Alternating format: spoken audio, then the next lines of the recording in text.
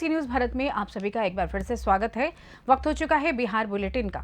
Bihar bulletin में हम सबसे पहले बात करेंगे कैमूर की, जहां एक युवक ने ऑनलाइन सट्टे में 10 लाख रुपए हारने पर थाने में दर्ज कराई फर्जी रिपोर्ट। इसी के साथ हम आगे चर्चा करेंगे पटना की, जहां आरजेडी नेता तेजस्वी यादव ने आरक्षण के मुद्दे पर पीएम मोदी को दिया करारा जवाब। साथ ही आगे चर्चा होगी रोहतास के सासाराम की, जहां नगर निगम में चंद्रगुप्त मौर्य को भावपूर्ण श्रद्धांजलि देकर मनाई गई जयंती। और भी तमाम खबरों पर आइए करते हैं विस्तार से चर्चा। कैमूर से बड़ी खबर है, जहां ऑनलाइन सट्टा में हार गए 10 लाख रुपए तो दुर्गावती थाना में लूटकांड कर झूठा दर्ज कराया मुकदमा। वहीं पुलिस ने अब मामले का खुलासा करते हुए 1.5 लाख रुपए एवं बाइक, मोबाइल और सामान के साथ एक अभियुक्त को गिरफ्तार कर लिया है और न्यायिक हिरासत में भेजा है। अनुमंडल पुलिस पदाधिकारी मोहनिया ने प्रेस वार्ता कर जानकारी दी है।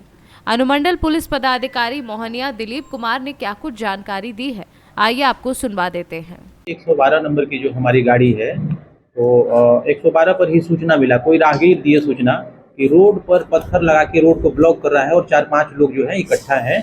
हमको लगता है कि लूटपाट का ये लोग योजना बना रहे हैं। इसकी सूचना पर 112 वहाँ पहुँचती है तो 6-7 लोग थे। खदेड़ के 4 लोगों को पकड़ा गया। पकड़ने के बाद में उनके पास से जो ये तलाशी ली गई तो 2 व्यक्ति के पास में से चाकू मिला और एक व्यक्ति के पास में गमछा जो होता है ना, गमछा के एक किनारे पर पत्थर बांधे हुए। इस संबंध में जब पूछताछ की गई उन्होंने स्वीकार किया कि कोई मोटरसाइकिल वाला आएगा तो इसी गमछा से ऐसे घुमा के उसको मार के घायल कर देते हैं, उसकी मोटरसाइकिल और जो भी उसके पास में बिलोंगिंग्स हैं वगैरह है उसको लूट लेते हैं। यही इनका मोडस था। उसमें 4 लोग पकड़े गए हैं और बाकी जो 2 लोग भागे हैं उनकी भी पहचान हो गई है। भागने वाले व्यक्ति का क्रिमिनल हिस्ट्री भी है। 4 लोगों को जेल भेज दिया गया। 4 लोग गिरफ्तार जो हुए हैं इनकी क्रिमिनल हिस्ट्री परिचय चुकी है? इनकी नहीं, जो बचे हुए हैं उनकी क्रिमिनल हिस्ट्री है। इनका पता कर रहे हैं। अभी तक जो जानकारी है उसके अनुसार कोई क्रिमिनल हिस्ट्री नहीं है, लेकिन और अनुसंधान में ये बताएगी कि इनका कोई क्रिमिनल हिस्ट्री है कि पता कर रहे हैं। कोई क्रिमिनल हिस्ट्री। कैमूर से सी न्यूज संवाददाता ओम प्रकाश तिवारी की रिपोर्ट। तेजस्वी यादव ने पटना में पत्रकारों से बातचीत में कहा कि प्रधानमंत्री को दलितों, पिछड़ों, अति पिछड़ों के जीवन से जुड़े आरक्षण जैसे संवेदनशील मुद्दे पर बात करने से पूर्व पर्याप्त जानकारी प्राप्त कर लेनी चाहिए। एक प्रधानमंत्री को संविधान और आरक्षण जैसे मुद्दे पर जानकारी का अभाव हो, ये उचित प्रतीत नहीं होता है। सर्वप्रथम प्रधानमंत्री जी को भारत रत्न जननायक कर्पूरी ठाकुर जी के आरक्षण मॉडल को अच्छे से समझकर उसका अध्ययन करना चाहिए। सबसे पहले 1977 में बिहार में जननायक कर्पूरी ठाकुर जी ने सभी धर्मों को सामाजिक रूप से पिछड़ी जातियों के लिए आरक्षण की व्यवस्था की थी। मंडल कमीशन की रिपोर्ट में भी सभी धर्मों के सामाजिक रूप से पिछड़ी जातियों के लिए आरक्षण की सिफारिशें हैं। पीएम को ये भी नहीं पता कि उनमें से कुछ सिफारिशें लागू हैं। देखिए तेजस्वी यादव ने और क्या कुछ कहा। प्रधानमंत्री को जानकारी का अभाव है। अभी कर्पूरी ठाकुर जी को उन्होंने भारत रत्न दिया, लेकिन उन्हीं के विचारों को वो विरोध कर रहे हैं। जब पहली बार कर्पूरी ठाकुर जी मुख्यमंत्री बने थे तो जितने भी सामाजिक तौर पे पिछड़ी जातियां थी, चाहे किसी भी धर्म के हों, सबको पहली बार आरक्षण मिला था। इसमें तो जनता दल यूनाइटेड के नेताओं से पूछो ना कि वो इस पे क्या कहते हैं। कर्पूरी जी के निर्णय को गलत ठहराना क्या उचित है क्या? तो पहली बार उसी टाइम मिला था। चाहे किसी भी धर्म में जो सामाजिक तौर पे जो पिछड़ी जातियां थी, और मंडल कमीशन में भी 84 से 85 ऐसी पिछड़ी जातियां जो है उनको जो है मिला था, सिफारिश हुई। विजेंद्र यादव कह रहे हैं कि जमानत पे आप लोग घूम रहे हैं। विजेंद्र यादव पासवान कह रहे हैं जमानत पे आप लोग घूम रहे हैं। विजेंद्र यादव कह रहे हैं लालू जी और उनका बेटा तो क्या दिक्कत है? वही केस कराएं। वो तो कोर्ट ने हमको जमानत दिया है। यही लोग ना फंसाया है। कहाँ से? और 4 दिन पहले ही लोग क्या कह रहे थे, नीतीश जी की जानबूझ के ईडी और सीबीआई वाला इसके पीछे पड़ जाता है। अपने नेता का बात तो सुने हो। चिराग पासवान कह रहे हैं, चिराग पासवान ने कहा है कि 2020 तेजस्वी यादव को याद करना चाहिए। हमसे गलती हुई कि हम लोग अलग चुनाव लड़े, नहीं दहाई की बात नहीं करते। इस बार यही होने वाला। अरे भाई वो सब छोड़िए ना उनकी बात। बेंगलोर में जो हो रहा है, कर्नाटका में, काहे नहीं बोल रहे चिराग पासवान? और हम तो चिराग पासवान जी को बोलते हैं। आप तो कहते थे कि संपन्न जो दलित है उसको आरक्षण छोड़ देना चाहिए। तो संपन्न दलित है तो आरक्षण क्यों नहीं छोड़ रहे? और भाजपा के नेता लगातार बाबा साहब अम्बेडकर के संविधान को ख़त्म करने का प्रयास कर रहे हैं, तो मुंह नहीं खुल रहा है, खुलना चाहिए। आप तो संविधान को ख़त्म करने वालों के साथ हैं, आप क्या हमको नसीहत दीजिएगा या देश की जनता को बताइएगा? तो इतना खतरनाक डिज़ाइन हो रखा है पूरे देश में। चंडीगढ़ में कितना बड़ा बेईमानी हुआ, बीजेपी को कैसे जिताया गया, सुप्रीम कोर्ट का फटकार सुने, क्या हुआ आखिर, रद्द किया गया। इंदौर में जो व्यक्ति था, प्रत्याशी था, उस पर 3 दिन पहले 307 का मुकदमा डाल करके उससे वापस करा लिया गया डरा करके। सूरत में तो खरीद लिया गया। खजुराहो में समाजवादी पार्टी के प्रत्याशी को नामांकन रद्द कर दिया गया।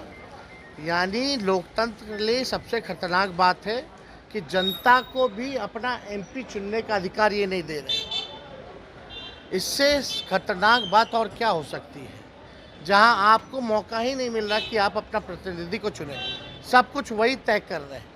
ये तानाशाही नहीं तो और क्या है। कल जेपी नड्डा, राजनाथ सिंह भी आ रहे हैं। और लोग को बुला लें। धर्म के आधार पर आरक्षण नहीं देंगे, दलित और पिछड़ों को वंचित नहीं होने देंगे। प्रधानमंत्री को जानकारी का अभाव है। अभी कर्पूरी ठाकुर जी को उन्होंने भारत रत्न दिया, लेकिन उन्हीं के विचारों को वो विरोध कर रहे हैं। जब पहली बार कर्पूरी ठाकुर जी मुख्यमंत्री बने थे तो जितने भी सामाजिक तौर पे पिछड़ी जातियां थी, चाहे किसी भी धर्म के हों, सबको पहली बार आरक्षण मिला था। इसमें तो जनता दल यूनाइटेड के नेताओं से पूछो ना कि वो इस पे क्या कहते हैं। कर्पूरी जी के निर्णय को गलत ठहराना क्या उचित है क्या? तो पहली बार उसी टाइम मिला था। चाहे किसी भी धर्म में जो सामाजिक तौर पे जो पिछड़ी जातियां थी, और मंडल कमीशन में भी 84 से 85 ऐसी पिछड़ी जातियां जो है उनको जो है मिला था, सिफारिश हुई थी। विजेंद्र यादव कह पटना से सी न्यूज संवाददाता दीपक कुमार तिवारी की रिपोर्ट। सासाराम नगर निगम के छवकोनवा स्थित सब्जी मंडी में चंद्रगुप्त मौर्य को श्रद्धांजलि अर्पित की गई। लोगों ने उनके चित्र के समक्ष श्रद्धा सुमन अर्पित किए तथा लोगों ने उनके जीवन से प्रेरणा लेने का आह्वान किया। वहीं धम्मा अशोक संघ के तत्वाधान में बड़े ही धूमधाम से चंद्रगुप्त मौर्य का जन्मोत्सव मनाया गया। इस अवसर पर वहां मौजूद लोगों ने चंद्रगुप्त मौर्य को श्रद्धांजलि अर्पित कर उनकी वीर गाथा को प्रस्तुत किया। वहीं मुख्य अतिथि के रूप में पहुंचे डॉक्टर विलास खरा ने कहा कि अखंड भारत के निर्माता चंद्रगुप्त मौर्य ने जो देश के लिए किया वह ऐतिहासिक रहा। आज जरूरत है अपनी नई पीढ़ी को इनका इतिहास बताने की। साथ ही उन्होंने कहा कि चंद्रगुप्त मौर्य को इतिहास को बदलकर चंद्रगुप्त मौर्य के इतिहास को मिटाने का प्रयास किया जा रहा है। छवकोनवा में अखंड भारत निर्माता चक्रवर्ती सम्राट चंद्रगुप्त मौर्य का जन्मोत्सव मनाया जा रहा है, क्या कहना चाहिए? अखंड भारत ये कोई परिकल्पना नहीं है। सम्राट अशोक के अभिलेख इसके साक्ष्य है कि अफगानिस्तान की सीमा तक, बांग्लादेश से लेकर अफगानिस्तान की सीमा तक भारत अखंड भारत था। अब वो सवाल है कि उसको खंड खंड में किसने तोड़ा। चंद्रगुप्त मौर्य का इतिहास हो या सम्राट अशोक मौर्य का इतिहास हो, ये केवल मौर्य या शाक्य, कुशवा इन लोगों तक सीमित नहीं है। भारत के तमाम बहुजन लोगों के ये महापुरुष हैं। तो हम और हमारे साथी चंद्रगुप्त मौर्य हो, सम्राट अशोक हो, इनका जो याद कर रहे हैं इतिहास को, हम अपने बाप को अपना बाप कह रहे हैं, ये हमें गौरवनीय बात है। मगर इतिहास को अगर देखा जाए, भारत में झूठा इतिहास लिखा जाता है और सरकारी पाठ्य पुस्तकों में पढ़ाया जाता है। जैसे नंबर 1 का जो मौर्य महान क्यों हुए, तो चाणक्य या कौटिल्य उनके गुरु थे। तो मौर्यों का इतिहास या चंद्रगुप्त मौर्य का इतिहास पता चलता कहा कि उनका बर्थ डेट कौन सा है, उनका शासन काल कौन सा है। उसी तरह चाणक्य या कौटिल्य किस जिले में पैदा हुए, उनसे शताब्दी में पैदा हुए, उनका कोई ताम्रपट या शिलालेख है क्या। अगर ये मौर्यों के गुरु होते तो इन्होंने कहीं ना कहीं उनका दर्ज करके रखा होता।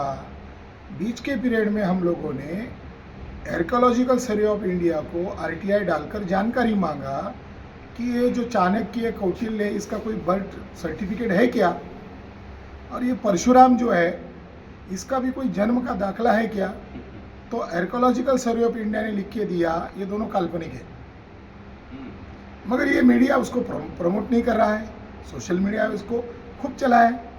हम लोगों ने इनाम घोषित किया था कि चाणक्य अगर कोई ऐतिहासिक है ऐसा सप्रमाणित सिद्ध करता है तो हम 1 करोड़ रुपए उसको इनाम देंगे। अब कितनी बड़ी ब्रेकिंग न्यूज़ है, अब भी चलाइए। मैं आपके इस चैनल के थ्रू कहना चाहता हूँ कि चाणक्य या कौटिल्य काल्पनिक है, इसके आधार और तथ्य सारे सबूत हमारे पास है, और इसके लिए डिबेट करना चाहते हैं पंडित ब्राह्मण लोग, हम करना चाहेंगे, इतिहासकार लोग तथाकथित, मगर वो ऐतिहासिक ये सिद्ध करे हम लोग उनको 1 करोड़ रुपए का इनाम देंगे। इस मौके पर ये बहुत बड़ा मैसेज है, क्योंकि झूठ को देखो 4वीं शताब्दी में एक नाटक लिखा मुद्रा राक्षस, और उस नाटक का एक काल्पनिक पात्र है, और उस नाटक में थ्योरी है कि नंद राजा के द्वारा अपमान हुआ, फिर उसने चोटी को घाट नहीं मारी, और उसमें ये लिखा कि फिर एक शूद्र, सोच देखो इनकी, एक शूद्र युवा को चंद्रगुप्त को हाथ में लेकर नंद राजा की हत्या की। फिर कहावत बनाते हैं आज भी, नंद अंतम क्षत्रिय अंतम, नंद का अंत किसने किया? मौर्य ने किया। इतिहास में नंद और मौर्य का कोई झगड़ा नहीं है, ये मिथ्या बातें, काल्पनिक बातें हैं, और बहुत सारी विवादित बातें हैं, उसको बाहर लाना जरूरी है। इस मौके पर हम हमारे समाज को जागरूक कर रहे हैं और वैचारिक प्रबोधन कर रहे हैं। क्या नाम हुआ सर? मेरा नाम doctor Vilas Kharat from Delhi, Buddhist international network. Rohtas से सी न्यूज संवाददाता पंकज कुमार की रिपोर्ट। फिलहाल बिहार बुलेटिन में बस इतना ही। देश दुनिया की तमाम खबरों की जानकारी के लिए आप देखते रहें सी न्यूज़ भारत, हर खबर आपके साथ, आपके हाथ।